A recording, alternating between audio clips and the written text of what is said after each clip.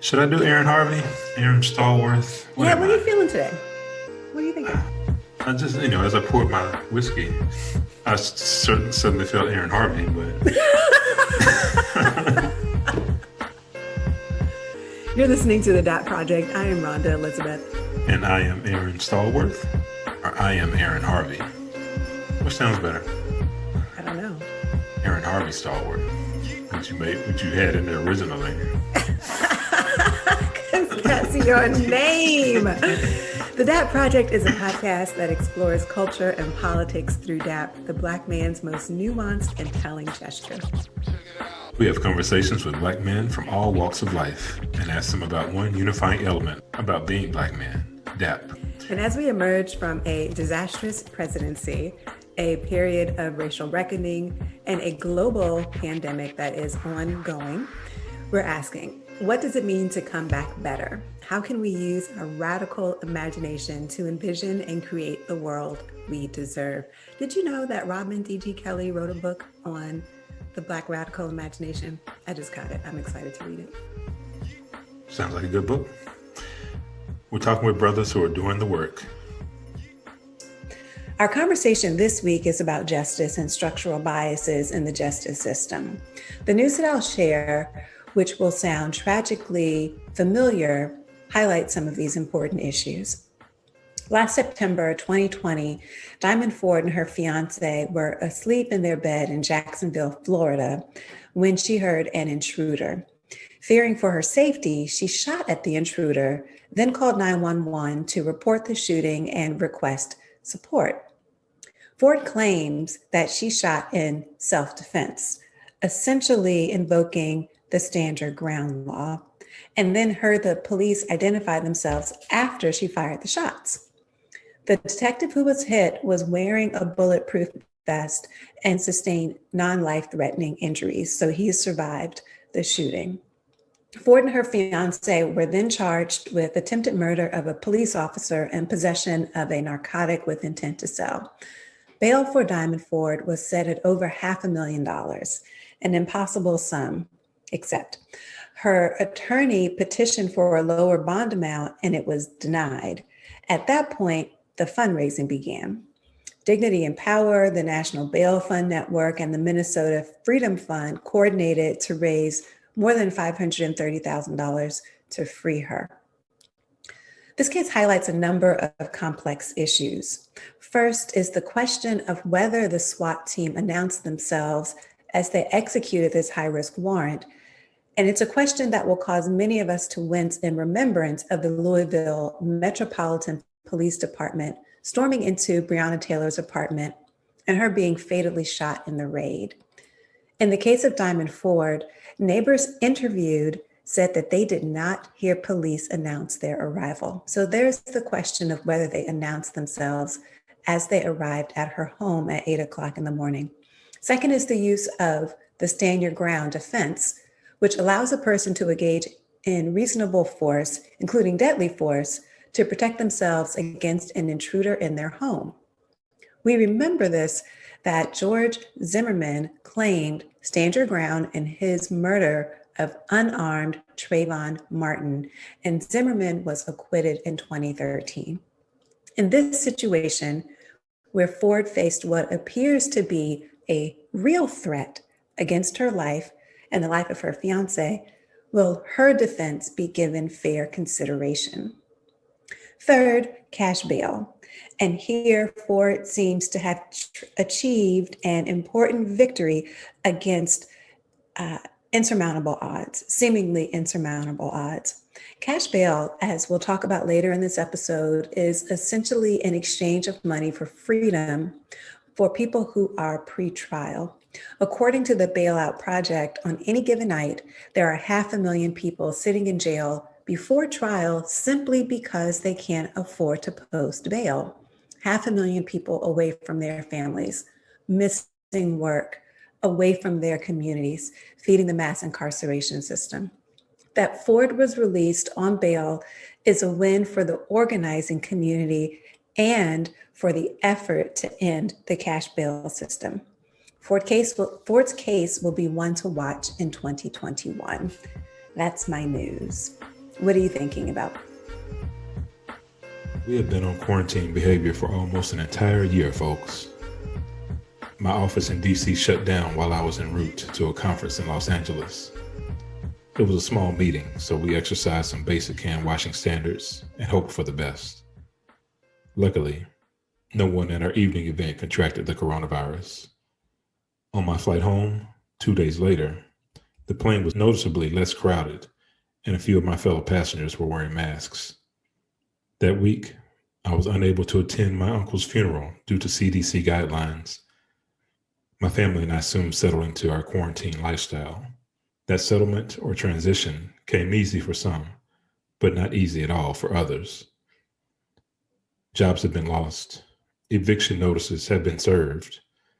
Children are unable to access their virtual schools. Domestic violence has seen an uptick, depression as well. And the financial well-being of many is non-existent. These moments of despair are disproportionately assigned to Black folks. The gap between the haves and the have-nots has always been a bit wider for Black people. It is no mystery as to why this is. We, at the DAP Project, plan to focus on how we can make this better, speaking with guests that are doing the work. Subscribe to the DAP Project podcast to hear more from Black men and women doing the work to help our fellow citizens emerge from this pandemic better off than they were before our world changed in the middle of March of 2020. 2.3 million Americans are imprisoned, and nearly twice that many are on parole or on probation. Is this really how we invest in people and build strong communities? And for what? Is this justice? Is equity even possible in a system rooted in racism and white supremacy? We put some of our biggest questions to former public defender and current director of NYU's Center on Race, Inequality, and the Law, Vincent Southerland. He's also a good friend of Aaron's, so that made this interview fun as well. Of course, we talk about DAP, and he shares how his growing up in 2 different cities in Connecticut influenced his understanding of Black culture, and how and when he developed his interest in the lawyer that he later became. Let's get into it. Staying true to our roots, can you think of either the first memorable moment of DAP or even when you first gave DAP as a young man? And was it Connecticut hometown? Yeah. So, I think it was probably, so I grew up in Connecticut, as Aaron mentioned. And as you can imagine, like Connecticut is, it has like a reputation of being a very lily white suburban place. And I think a well-earned reputation in many ways. But there are parts of it that make it kind of a microcosm of America.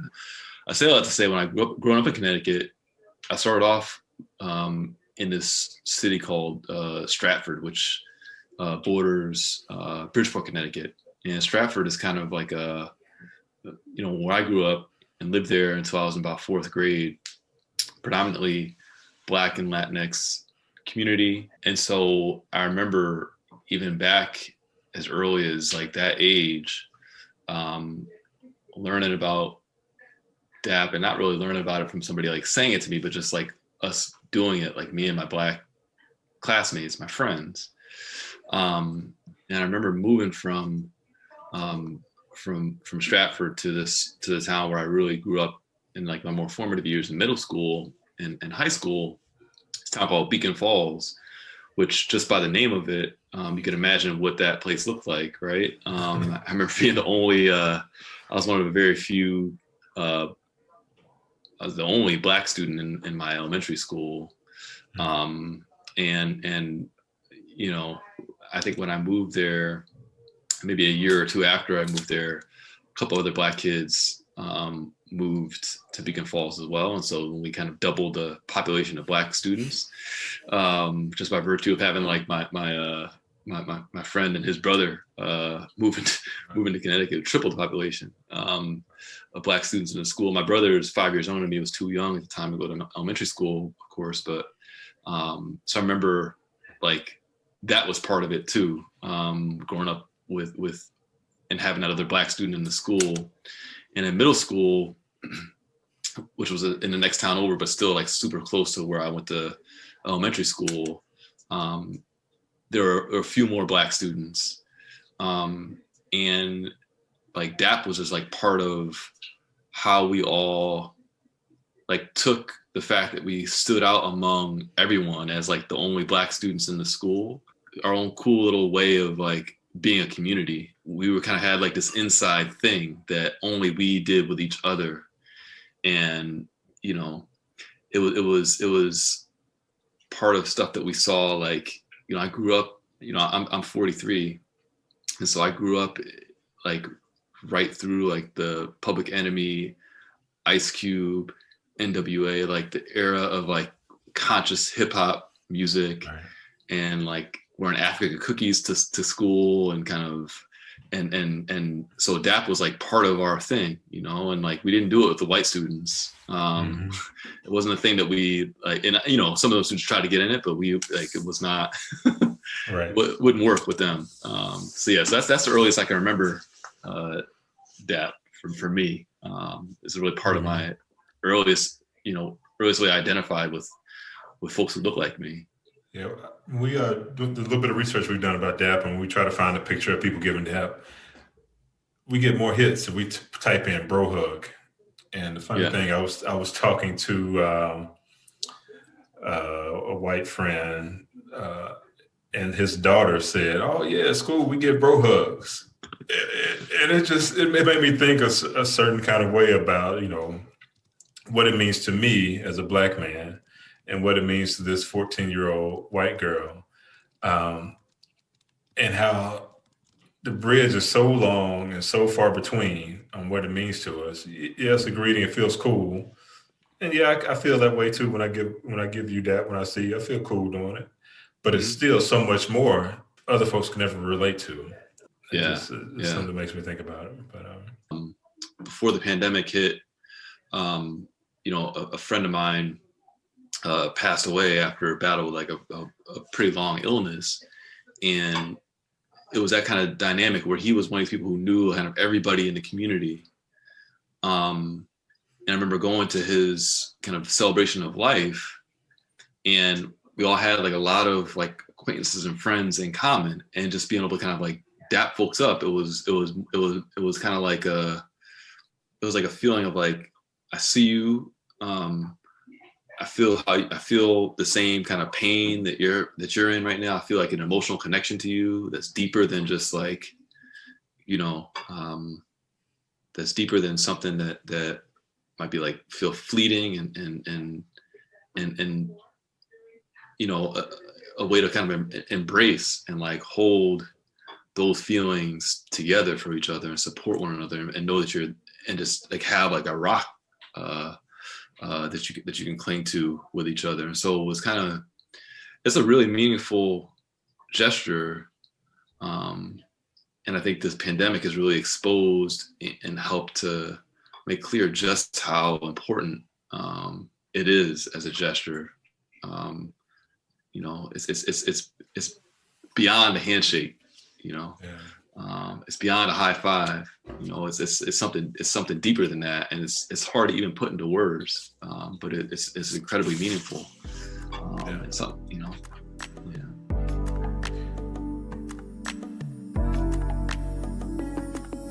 I'm curious, when did you first get interested in the law? I got interested in the law pretty early on. You know, I remember growing up in Stratford, I went to this after-school program. We had like a where we got to do kind of like a mock trial. And I remember the mock trial was something about like somebody had a dog that was on a leash and the dog bit somebody. I got to play one of the lawyers who was defending the person who owned the dog.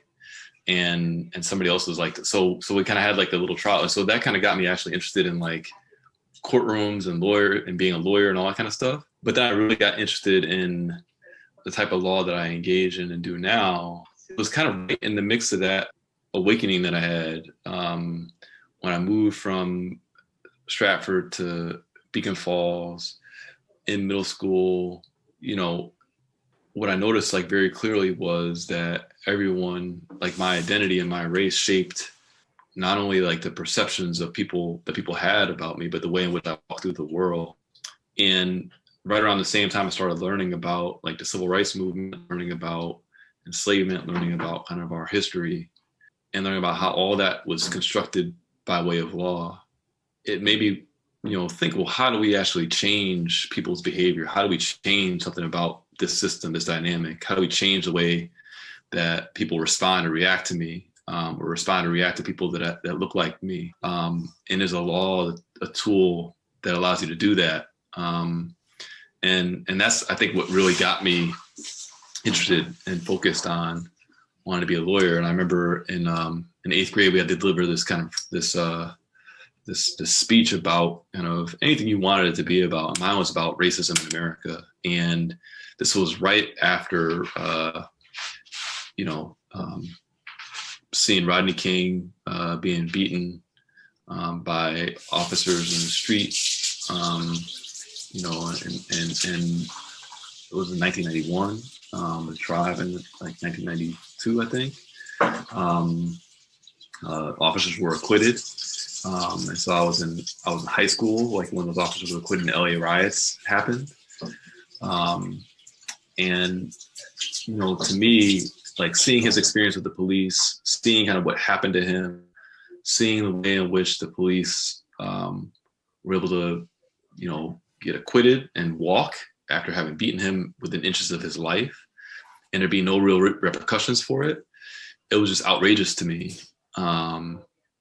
And it sparked like this desire in me to, figure out how I might change that dynamic.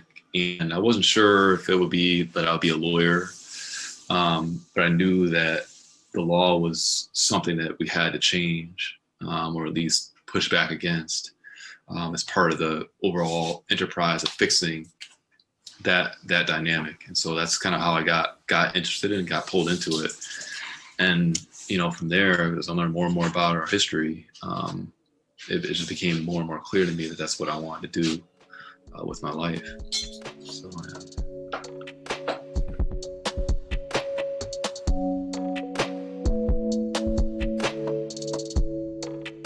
Let's go back to spring 2020.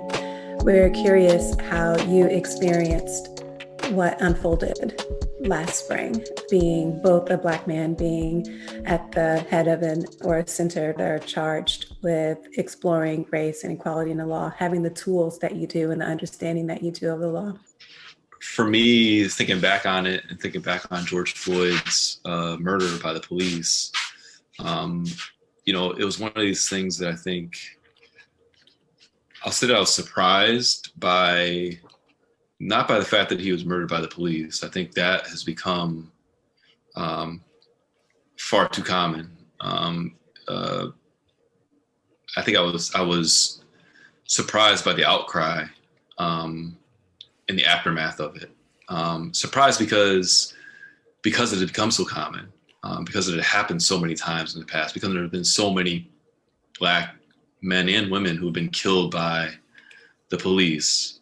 And the fact of the matter is, we can sit here and name names that would roll off our tongues as though they're family members, because we know their stories so intimately and so well. And so for me, I didn't expect such a mass movement and such an uprising around racial justice in the wake of his death. It's kind of like it felt like it was the straw that kind of broke the camel's back, but it was like the million, Mos Def talks about the million other needles underneath it. So I think it was kind of the culmination of so much Black death at the hands of law enforcement. And so, there's a part of me that was surprised and shocked. There's a part of me that was incredibly and deeply hopeful about the moment and what might come of it.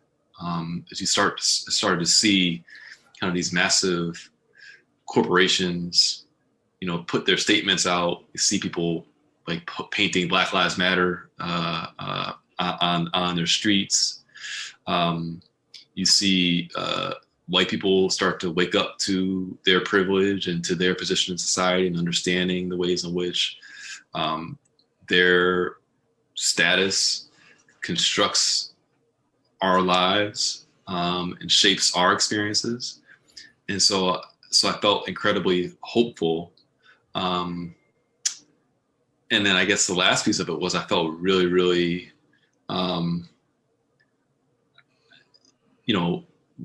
busy because I think I felt like this need to try and take advantage of the moment and leverage it, because I didn't know how long that moment would last. And I don't even know if we could say that the moment is still with us, at least as it was in the summer of 2020, right? We did a lot of work to try and advocate and push around divesting from policing and divesting from the carceral state, and trying to shift and reallocate resources and attention and investments in communities, and trying to think about what are some different responses to the concerns that have been brought to bear by the criminal legal system. What are some different responses to the ways in which we're dealing with race and inequality in this country? I did a lot of trainings and kind of educational pieces with organizations, both public interest organizations and organizations that are like private, law firms and other entities that needed to kind of have that consciousness. And I kind of wonder, even today, like how much of that is window dressing or was window dressing, how much of it is actually going to stick, and how much intentionality people are going to bring to bear to really tackling some of these problems. And so kind of I experienced it as like, in some ways I felt like, okay, this is what we've all been waiting for. And when I say we, I mean folks who've been like pushing on issues of racial justice for so long. And it felt like a culmination in a lot of ways. And so that's the way I experienced it. And now, thinking about all the things that have happened over the last, few months and in the last few weeks, is part of what I think has always been the case in this country, which is, this dialectic where you have, you make progress, you see a spark, a push, and then there's a violent and widespread backlash and retrenchment to that progress and push. And I think, what we saw on January 6th and what we've seen, with the 70 plus million people who are still disillusioned and believing and buying into this mythology of the need to be white, that backlash is still with us, and it's a constant kind of hum that we have to be vigilant about. And so, for me, I felt like there's a lot of like flash in the pan efforts, people trying to, like I said, paint in the streets and doing all these symbolic gestures. But it's kind of like the work, the work is going to be here. It's been here before folks arrive. It's going to be here after all these folks and the protests and things dissipate. And so we just got to keep pushing along, keep plugging along, keep doing the work. So that's kind of how I looked at it.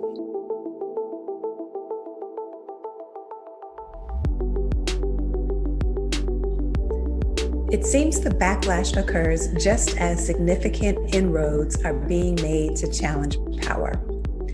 Turning to incarceration and prison reform, the latest prison reform movement includes sentencing people to electronic monitoring, lockdown drug treatment centers, psychiatric institutions, and the like. The prison abolitionist Mariam Cabba views this as sending criminalized populations to quote unquote somewhere else. Wow. That framing of sending people to somewhere else was really new and completely mind-blowing to me. So I'm wondering, can we think differently about sending people somewhere else and actually become uncomfortable with criminalizing certain behaviors and sending people away? I think that this concern or this issue about, reform, progress, advancement, and retrenchment is, it's like the American way. You think about enslavement, you had Reconstruction and a violent backlash to that. Civil rights movement, and that violent backlash, I should say, included lynching, included all the things that kind of that we saw in the 1890s, 1900s, 20s, 30s, 40s, civil rights movement and backlash to that, which has been the last like 30, 40, 50 years, right? Obama's ascension to the presidency, and even as a symbolic gesture and then a backlash to that, we get Trump. And so I think that's part of like the way in which our cycle of history has always presented itself. And I think we've fooled ourselves as a country into believing that racial progress is inevitable without recognizing that it actually requires people to push, and that there are people on the other side pushing back. And that in order to change and really advance, touching on that point you talked about, is like when people start to get uncomfortable that it's touching my economic interest or my pocketbook. A lot of the progress that we've seen made happens because that progress is in the interest of someone who's powerful, someone who's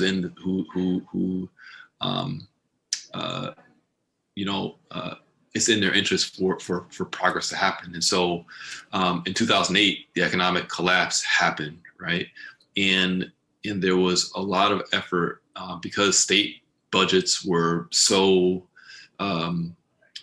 run dry, to try and trim and slim down the carceral state, at least among state governments, right?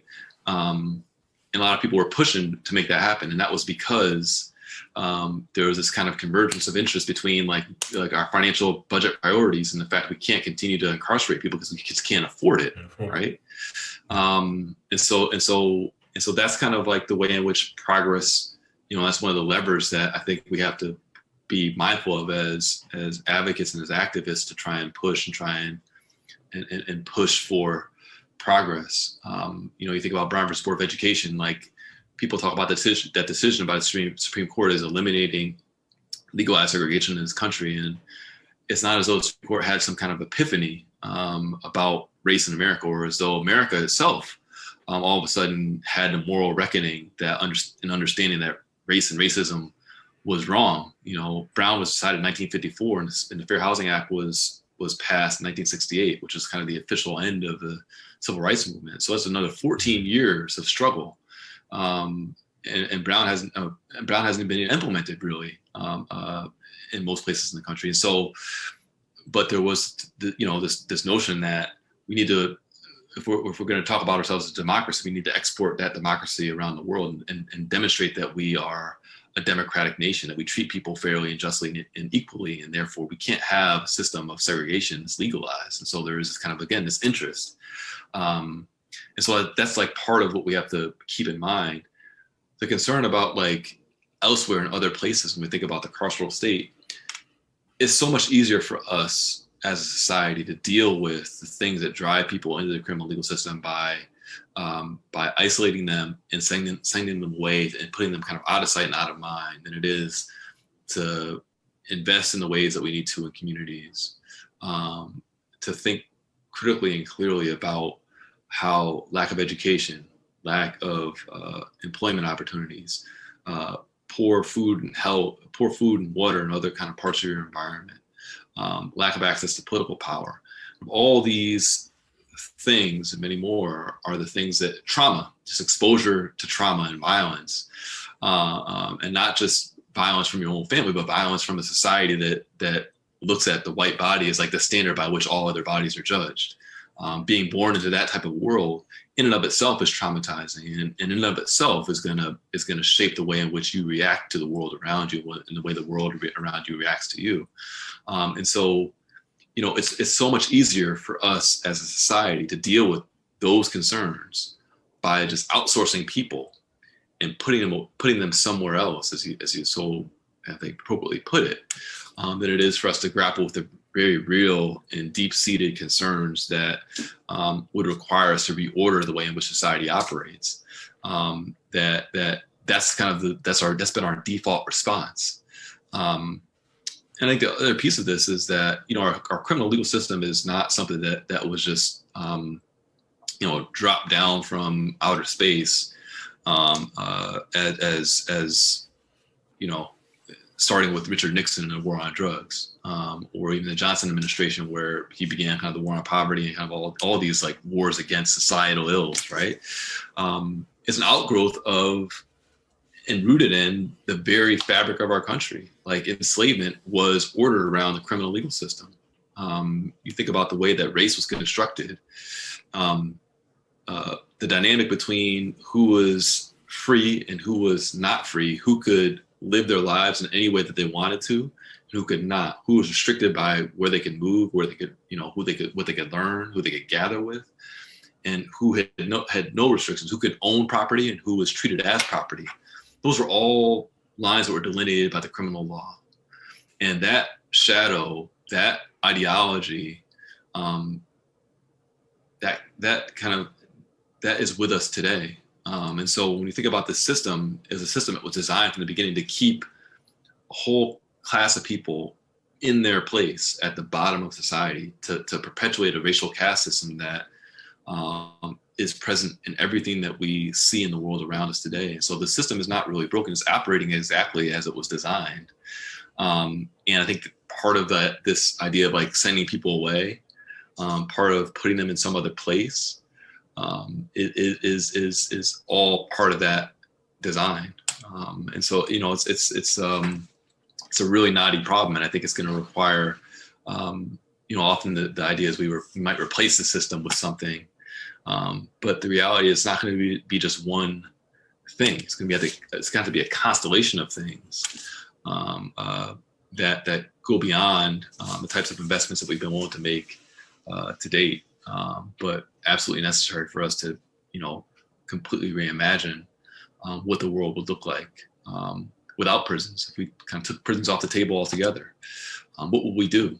How would we deal with people who have been deprived their entire lives of the types of resources and opportunities that so many people take for granted?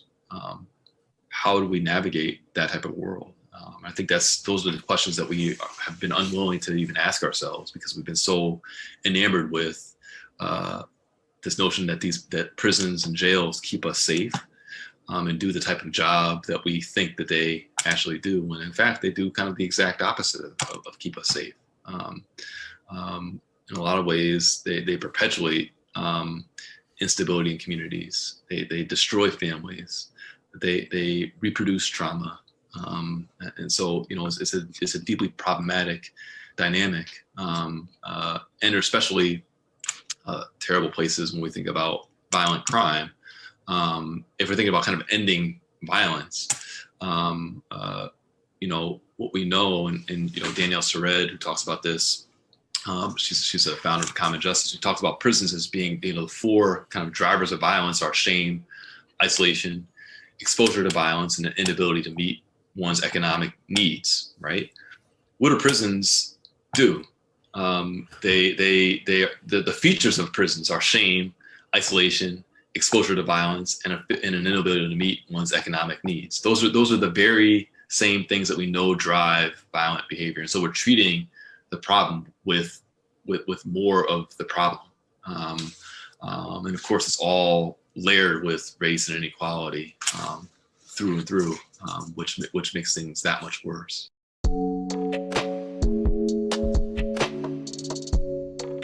Imprisonment has long been a fundamental element to the U.S. economy, from the convict leasing system that former enslavers designed with Southern lawmakers after the Civil War to replace the enslaved people that had been working on the labor camps that were plantations, to the $5 billion with a B, industry that the mass incarceration system has become today. How is it possible to reform a system with that scope of financial interest? Our reform efforts seem to be just that, forming prisons, again, just in a different shape. Yeah. I mean, it's a great point. What you're referring to is kind of, this slavery by another name, which is, the entire convict leasing system is exactly right. And immediately after enslavement ended, the law, and this is also part of the dynamic of our history. Racism is a shapeshifter. It's adaptable, and it adapts to the times, and it adapts to the dynamics. It adapts to the concerns that those in the status quo have. And so what you saw were laws passed in the South that outlawed vagrancy, outlawed being out after dark, outlawed the types of behaviors that you would expect people to engage in if they had been newly freed, without any kind of recourse for themselves. So it wasn't as though people, like Black people, were freed from enslavement and then all of a sudden and given like a house and a job and all these things. You're just freed, and like that's, you're like out, and that's like the end of it. You don't have like any, so you kind of you're trying to build a life. And so you pass laws around the behaviors that Black people are engaged in.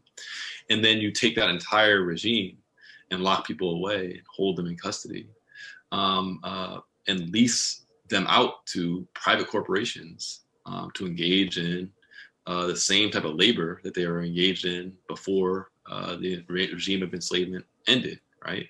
And even kind of the notion of, the exception around who can be, slavery being, ended, it's written into the 13th Amendment to the Constitution, except for punishment or a crime. And so that's why you see people today working in prisons who are getting paid, 2, 3, 4, 8 cents an hour, producing items, products for Fortune 500 companies, right? And so you see that same regime in place now. The concern around reform, I think, is a really dangerous one because, prisons themselves were a reform.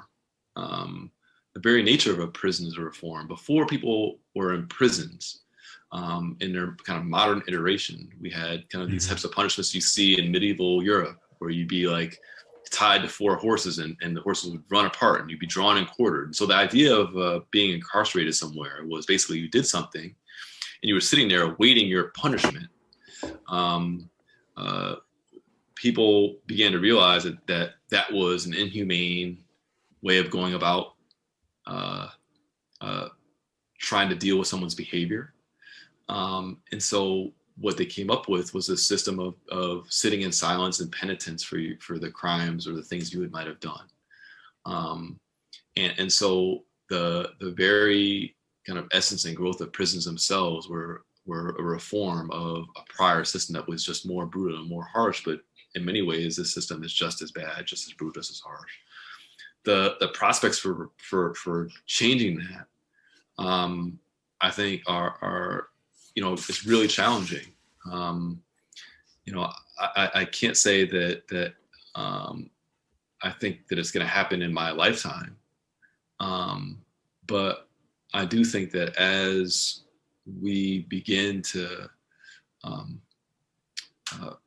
we've seen like folks struggling against this regime for decades, and you see people like Ruth Gilmore, like Mariam Cabba, like so many others, Angela Davis, so many others who have pushed back against the need for a carceral state and pushed back against the way in which these institutions operate, and have provided kind of alternatives that require us to imagine what a different world might look like. I think there is room for it to happen, but you're going to have to absolutely address, like, when is it in the interest of the status quo to eliminate that regime? When is kind of enough? When is it enough for them? Because I think that's, that to me is the real question. People stop profiting off it financially. When people are able to understand that it's not actually providing the measure of safety that folks pretend that it does. You have a few brave souls in terms of some prosecutors and some law enforcement officers, some sheriffs, I think, who have talked about and understand that these regimes, these institutions don't work. And I think a lot of it is a very, very slow and steady and stable kind of chipping away at these institutions. And it's a process that we have to dismantle and dismantle piece by piece, brick by brick, because the system wasn't built overnight. And I think that's the only way that we kind of are able to make that type of change.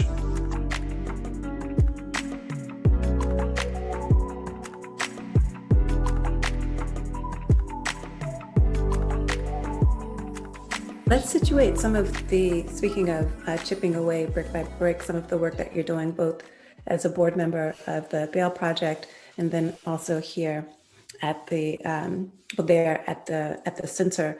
So if you would tell us a little bit about the problem of cash bail generally, that it attaches a dollar amount to a person's freedom, and that dollar amount is generally exorbitant relative to the resources that they have. Mm-hmm. And how I'm curious about how that work contributes to the larger goal of chipping away and Mm-hmm. forcing more and more conversations about, why do we treat people like this?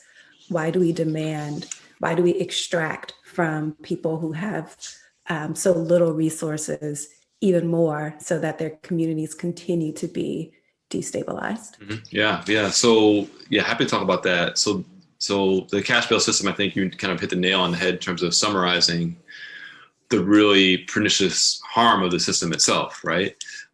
It's a system that essentially punishes you before you've been convicted of anything, just merely by way of an accusation. And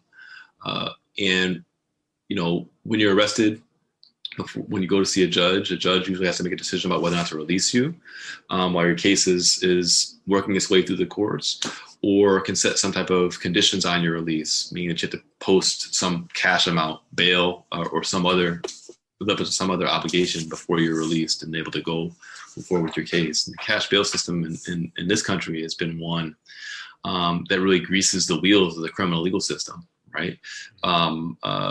And the way in which it interacts with race is because of the intersection of race and economic disadvantage means that Black and brown people who are arrested and have bail set on them are less likely to be able to afford those cash bail amounts, and therefore have to stay in custody while their cases wind their way through the system.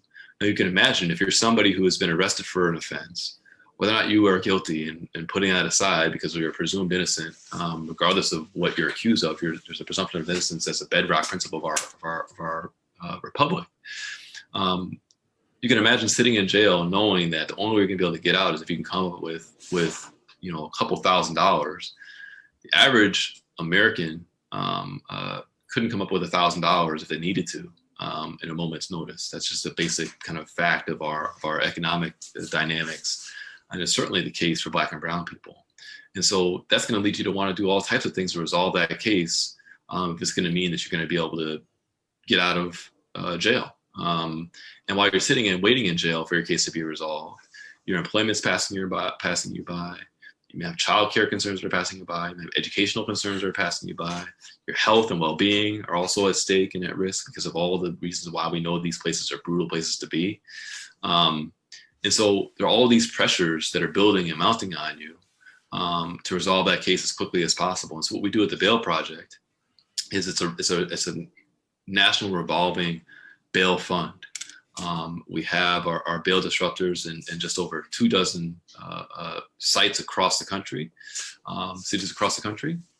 And what those bail disruptors do is when they'll get a call from either local public defender's office or from the court, alerting them to an arrest that's been made. They'll screen those individuals, determine whether or not they kind of meet certain eligibility qualifications for the Bail Project itself. So there's thinking about, and we don't determine eligibility based on the crime you've been charged with. It's more about whether, like, the bail amount itself, thinking about how much the Bail Project needs to post, and thinking about kind of what types of supports can we provide in order to ensure that you're going to be able to get back and forth to court and resolve the case in the best way possible. And so kind of going through that rubric, thinking through those specific conditions, and then post that person's bail and to provide that person with the supports they might need in order to get back and forth to court. Because the concern the judge has when thinking about bail is whether the person's going to flee or the person's going to commit some new offense, some new crime. And so we do everything we can to provide people the supports they might need in order to avoid either one of those dynamics while posting their bail and allowing them to fight their case from the outside, which, you know, in many ways leads to much better results, not only for the case outcomes, whether or not the case is being dismissed at a much higher rate than they otherwise would be, reuniting families, allowing people to resume their lives, not having this one incident kind of hang over their heads for some interminable time. And in those cases where you're able to avoid more harmful criminal consequences, that means you're going to avoid all the collateral consequences that come with criminal record, right? And so loss of employment or more difficulty obtaining employment, more difficulty obtaining education, all those other types of things that we know help perpetuate the system of mass incarceration. So what the Bail Project really does is try and address one of the kind of anchors of the system of mass incarceration by you know, ensuring that freedom is actually free rather than putting a price tag on it. So, yeah.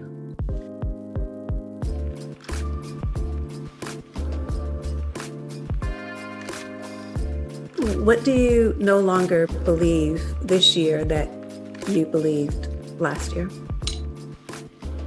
Oof, that's a good one. I thought in terms of the progress that we had made that we were farther along than we actually are. I say that because I guess a couple of reasons. I think the pandemic has exposed like the depth of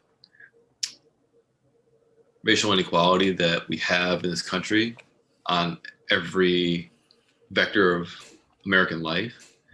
And I think even though I knew, I might have had a sense, you know, on paper, what those numbers look like. I think viscerally, I felt like we were like the inequality gap was at least moving in a more positive direction in terms of shrinking. And I think it's just growing exponentially, and it might even be larger than we ever envisioned it being to begin with. And then I also think or thought that you know, after 4 years of the last administration, that people would see just how terrible the ideology of white supremacy has been, even for themselves, and that might shift their thinking and might reduce the enthusiasm for a Trump. And now, and a lot of it's kind of based on the reactions I've seen to what happened at the Capitol on January 6th. I'm of the mind that there are members of Congress who are not, while they condone, while they claim to denounce violence, are not all that broken up about what happened. That they're more upset that it didn't actually work, you know. And that, to me, I didn't think or necessarily realize that there were that many people in that many positions of power who held that type of a worldview. But if you think about, you know, a sizable portion of the American public, a sizable portion of folks in Congress, a majority of the Republican caucus in the Senate, you know, we literally had a situation where America's most, I think, virulent racist president in a generation tried to hold on to power by explicitly denigrating the votes of Black and brown people in communities like Detroit, Philadelphia, Atlanta, and had like a white supremacist coup attempt. And that has not woken people up. At least, enough of his supporters up. I mean, and that's just like back when I thought that something like that might change people's minds, might help awaken them. And it just hasn't. And maybe that's like part of me being hopeful about it, but yeah. So I think that's sorry, it's a long-winded answer, but that's kind of where I come down on it.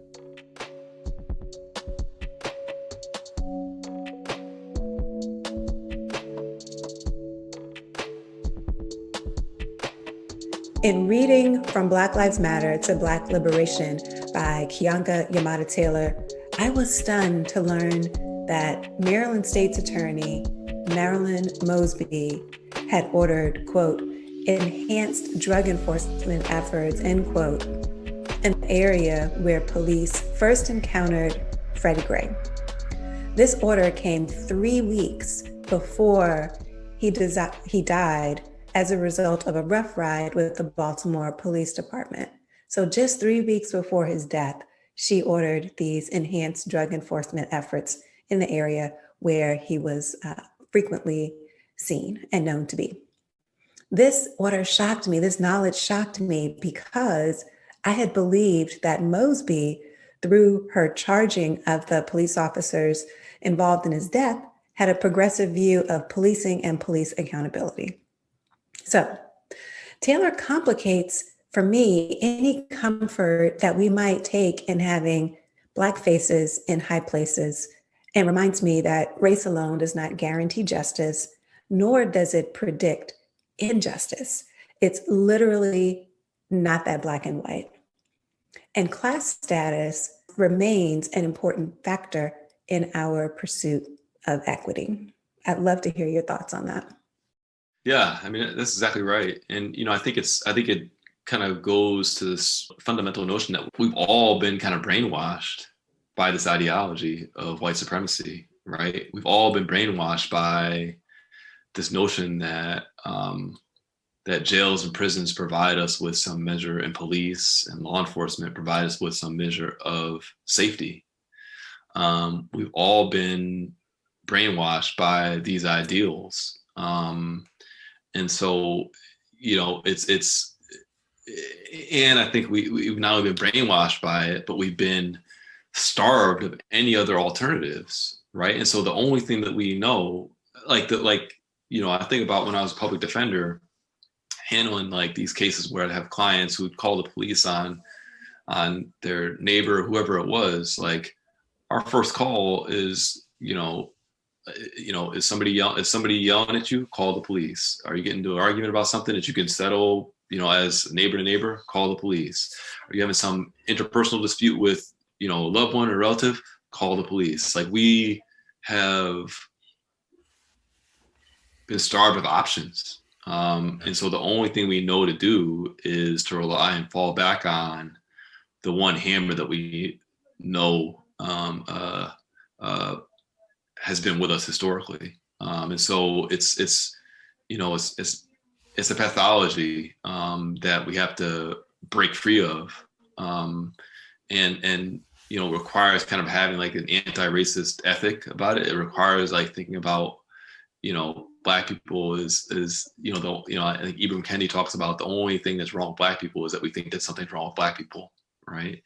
And I think that kind of having that understanding as part of our day-to-day worldview is absolutely not something that's necessary. And I've heard prosecutors like Marilyn Mosby and others Black prosecutors who talk about, being just as harsh and punitive as you possibly can be. Can somebody say, what's his face Cameron, Attorney General Cameron in Kentucky? Yep, exactly. And so, it's part of that, like that brainwashing that we have to do a lot of work to push back on. And part of it is changing culture, and part of it is changing policy. But, culture eats policy for breakfast. So I think really first and foremost is our effort to kind of change that paradigm. And I think that's what's so important about the Black Lives Matter movement, is they're putting front and center the dignity of Black people as like the thing that is critically important for us to focus on. The humanity of Black people is critically important for us to focus on.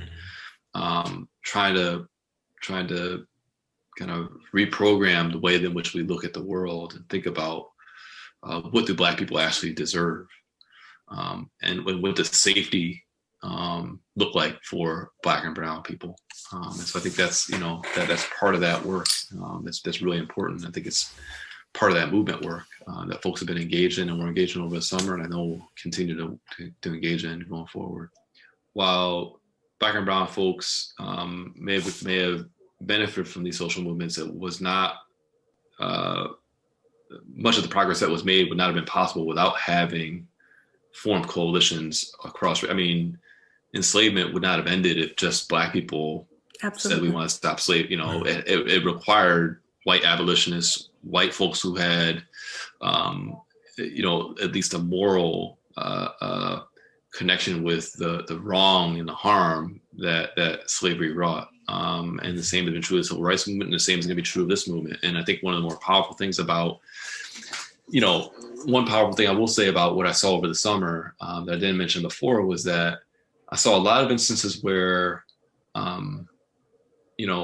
there were a lot more white people marching, biking through the streets, protesting than there were Black folks. And that was not only, and part of that could have been by design, because I saw white allies step in front of and and surround and encircle Black folks when the cops would come and when harm was potentially going to be visited upon Black people.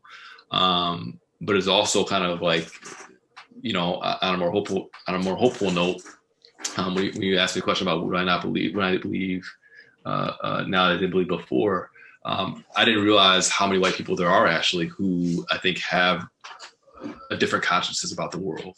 And so that kind of leaves me a little bit more hope about the possibility for that coalition building and that movement building. And even if they're not all the way there yet at all, the fact that they're willing to step outside their house and recognize, like, look, this pandemic is it's almost like the pandemic has finally said to like help white people understand, like, okay, this is what it's actually like to be deprived of all the resources that you might ordinarily have.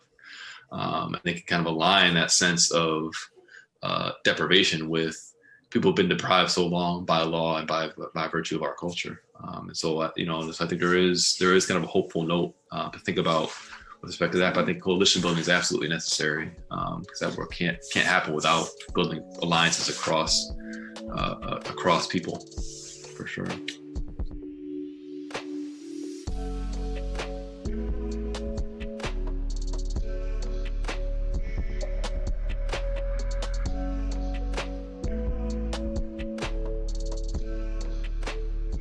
Get in this struggle and this fight, not because it's gonna be successful tomorrow, but because you're trying to build something better for the future, right? And that's part of what we all have to, I think, that's a project we all have to be engaged in.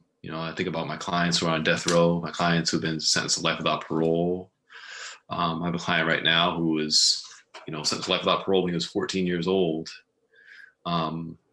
Spent 25 years in prison. And was paroled, and now is in law school. And you think about like the capacity that people have to change, to transform themselves, and the fact that we've gone down this road of throwing people away, discarding them, and imprisoning crimes rather than people, and thinking that that's the only way that we can solve some of these really deep and challenging problems. to me, it's an approach that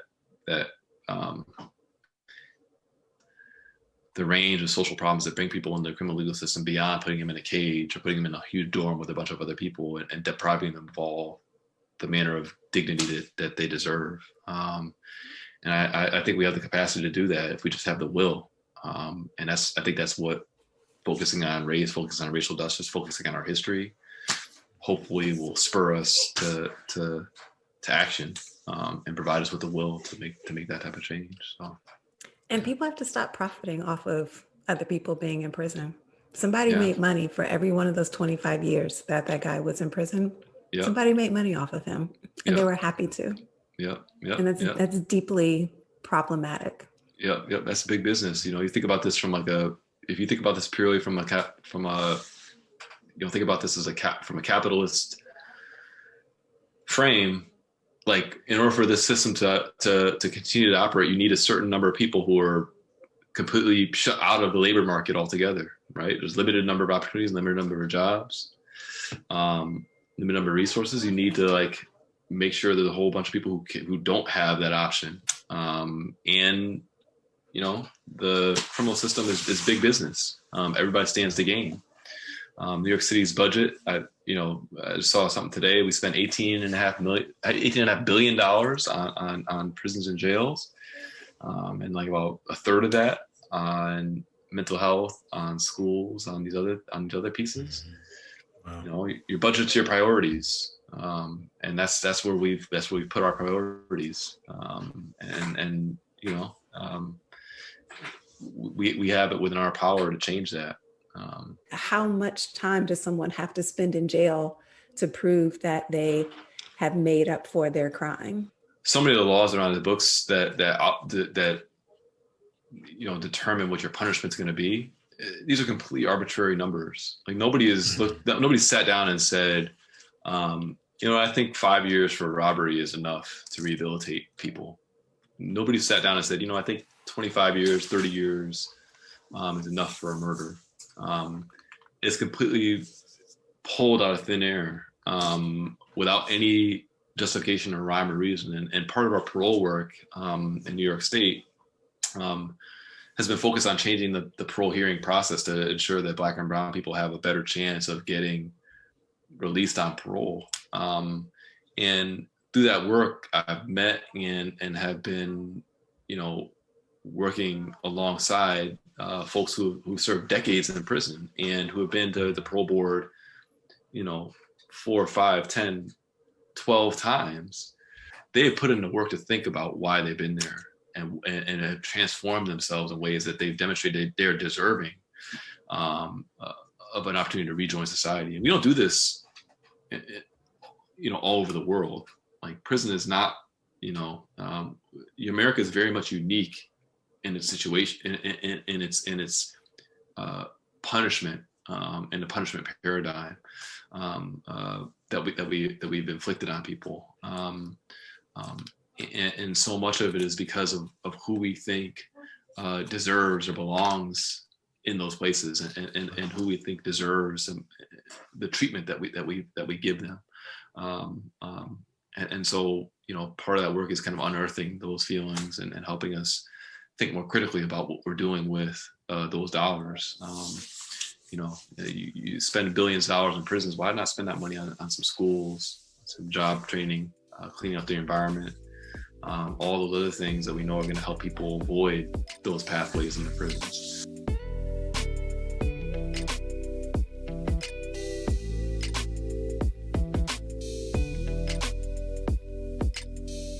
I personally know, because I know you for, as we said, 12 or 13 years. I know you get a lot of your joy from DJing, but in addition to that, or speak on that, where else does your joy come from?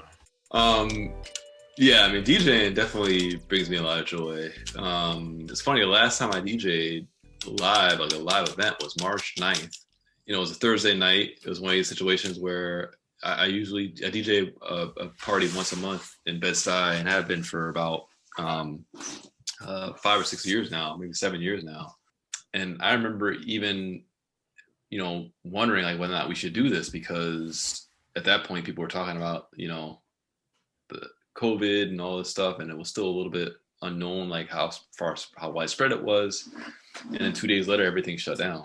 And so that was the last time I DJ'd a live event. But I started DJing in law school, and it was really just a way for me to like escape like the law books and focus on something, give me some headspace to think about something different and entertain myself. And ever since, and it's been a real joy for me. Just being able to take people on a musical journey, escape for a bit. And music is like art, which I think is incredibly important. And one of the things I think is the most important when we think about culture is something that helps to transform your soul and shapes your soul. And music is one of these things that,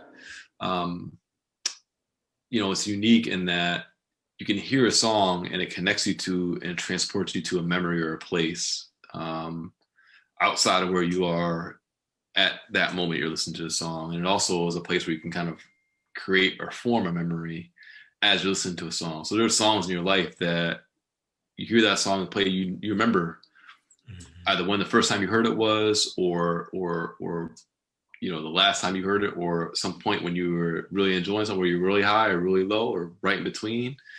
And that's a powerful thing. And to get people all on the same wavelength, enjoying themselves, letting go of all the kind of stress of the world, there's really like nothing like it. And being able to control that, you control it in a good way and conduct it in a good way,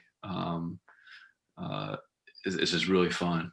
So it brings me a lot of joy. The other things that bring me joy, I guess, are my daughter brings me joy. She's three and a half. Just seeing the way that she looks at the world through a completely different lens and completely different perspective, and helps me rediscover some of my own childhood is really powerful. And I think the last couple of things that bring me joy are spending time with friends, whether it's over Zoom now, but particularly when we're able to be in person, just kick back and talk to folks and just hang out, relax.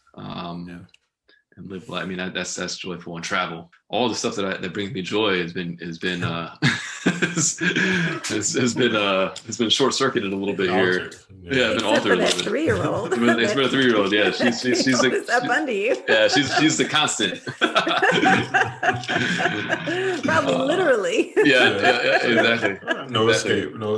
Exactly. But everything else is, I should say my wife too, of course. Yes, you should. Yeah. That's why I'm starting naming names. I'll start naming stuff. My wife brings me joy too. Indeed, love her every day. Brings me joy. Thank you so much for your time. We really appreciate it. And it was a delight.